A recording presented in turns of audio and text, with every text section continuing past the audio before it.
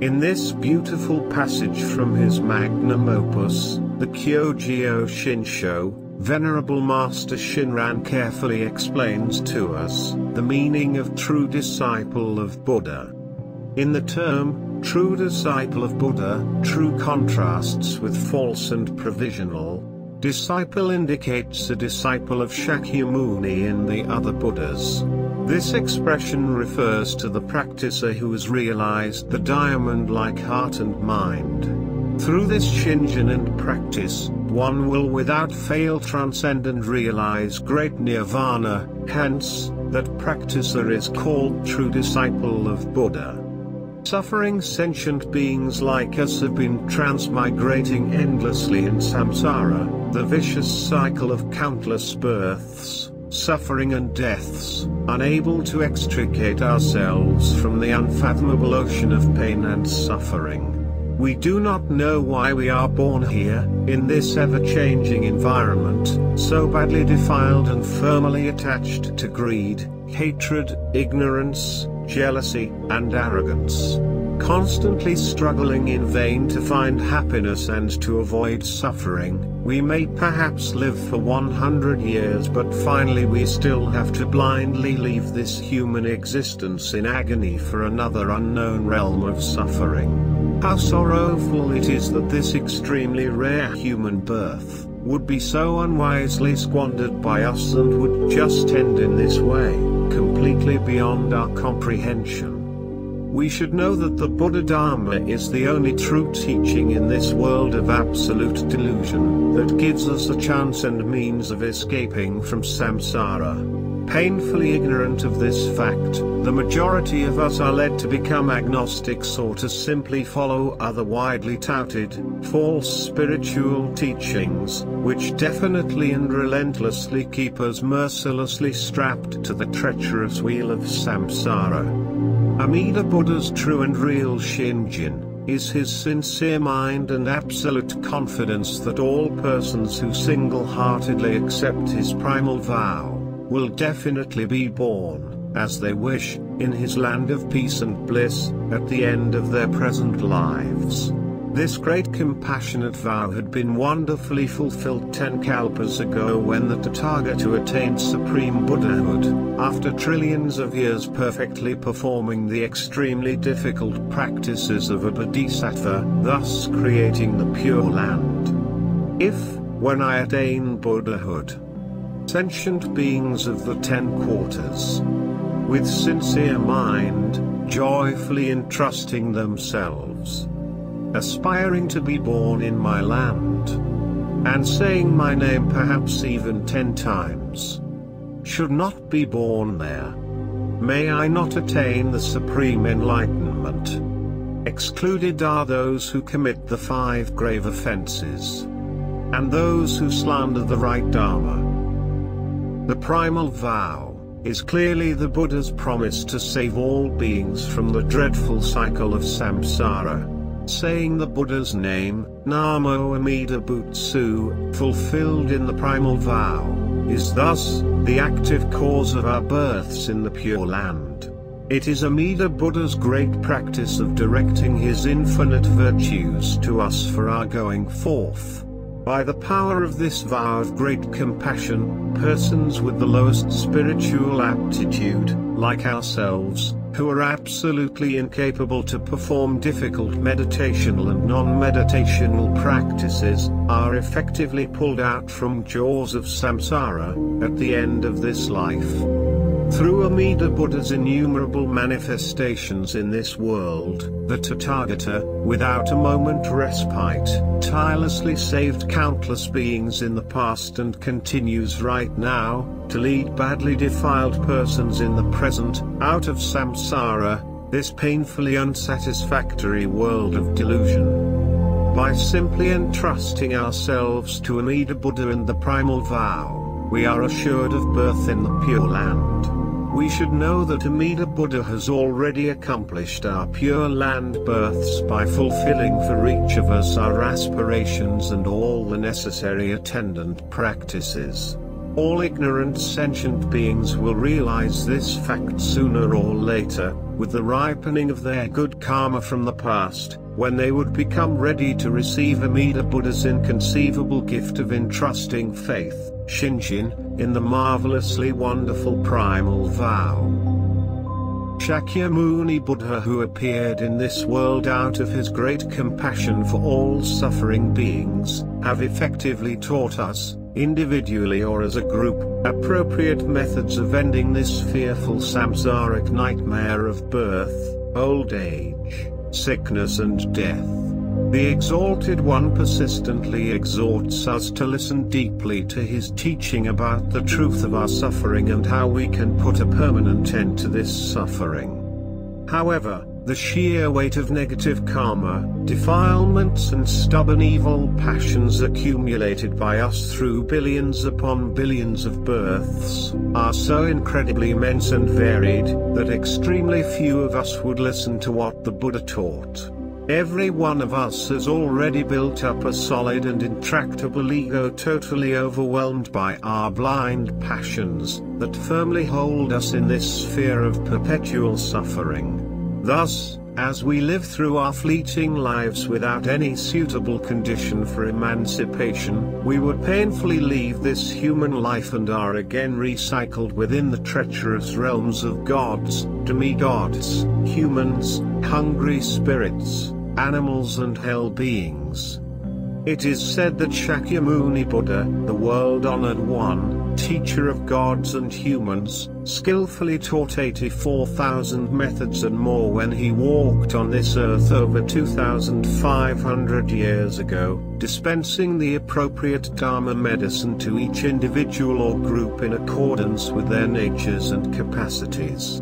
The Buddha's superior disciples, who strictly perform the extremely difficult practices, fully in accord with the appropriate methods taught by him on the path of sages, all receive emancipation. They were able to leverage on the Buddha's physical presence and wonderful energetic field, to attain freedom from samsara. These superior Dharma practitioners were indeed true disciples of Shakyamuni Buddha. However, Shakyamuni Buddha revealed that the true intent for his appearance in this world was solely to preach Amida Buddha's primal vow, which seeks to save the vast majority all persons trapped in samsara, especially the lowest grade of Dharma followers who are absolutely incapable of performing any practices.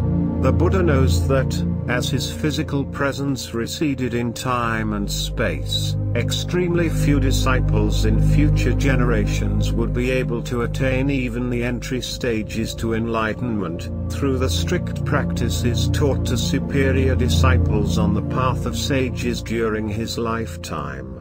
Thus, by delivering the true teaching of salvation, the large Pure Land Sutra, he urges us to take the easy path of the Pure Land, effectively out of samsara. All foolish persons, in this Dharma-ending age, who fully entrust themselves to Amida's primal vow, are therefore called true disciples of Shakyamuni Buddha. All the Buddhas, in the innumerable universes and galaxies throughout the 10 directions, have the same great compassion for all suffering samsaric beings, who are continuously and blindly trapped in the realms of gods, demigods, humans, animals, hungry ghosts and hell beings. They want us to become fully enlightened Buddhas and hence be completely free from all pain and suffering. Yet, due our intractable egos, developed over countless lifetimes, our solid intellectual and emotional arrogance, most of us simply do not have the aspiration or the humility to listen deeply to what the Buddhas taught. These world-honored Buddhas know that, entrusting in Amida Buddha's primal vow, is the easiest and most effective method of securing the salvation of all pathetic, suffering beings, particularly during the Dharma ages that lack the physical presence and the immediate energetic field of a Buddha. Thus, all the Buddhas throughout the 10 directions praise and fully support saying Amida's name, which embodies the primal vow. Mundane foolish persons like us should mindfully take heed of all the Buddha's exhortations and become their true disciples by simply entrusting ourselves single-heartedly to Amida's compassionate vow. Shinran Shonin, a true disciple of Shakyamuni Buddha, was born in Japan and lived from 1173 to 1263. Deeply understanding the right and true intent of Shakyamuni Buddha's teachings and the explanations transmitted by the Venerable Masters before him, he clearly expounded to us about the true and provisional teachings in relation to the path of sages and the Pure Land Way. He also carefully explained about the distinctive characteristics of the right, semblance and Dharma ending ages which define the spiritual capacities of Dharma practices.